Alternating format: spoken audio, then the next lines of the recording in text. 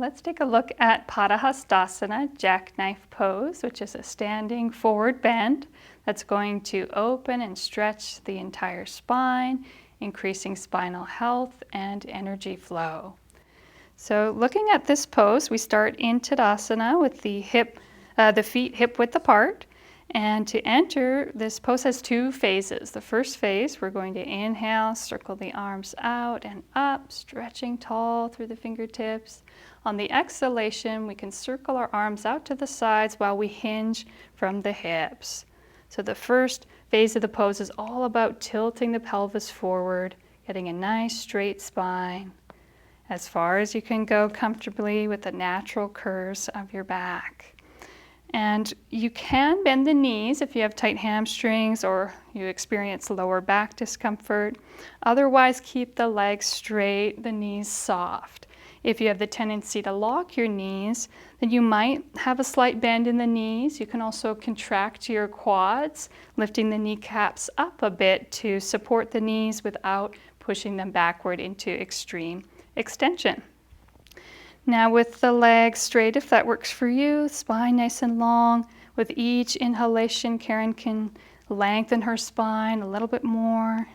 With each exhalation, she might find that her navel moves closer to her thighs, spine still straight, and the neck is included with that length. And this is the first active phase of the pose. Now we'll look at the second phase. So taking one more deep breath to lengthen before she exhales and releases the upper body over her legs, allowing the crown of the head to release toward the floor. There are different places where you can put your hands. You might grasp the backs of your knees, calves, or ankles. We're not using the hands, however, to pull ourselves forward. We don't want to force the spine to round. You can also wrap the first two fingers of each hand around each corresponding big toe.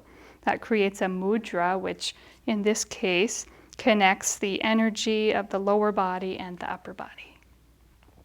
So the legs stay active as we lift from the heels up through the sit bones, while the upper body really softens and releases here.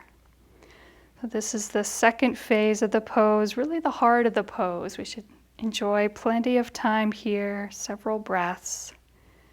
And this pose helps to release physical, mental, and emotional tension. As we mentally affirm, nothing on earth can hold me.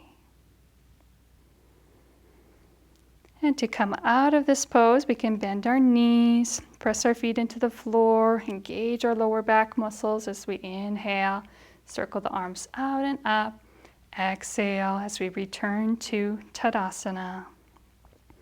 Just pausing to enjoy the effects of that pose.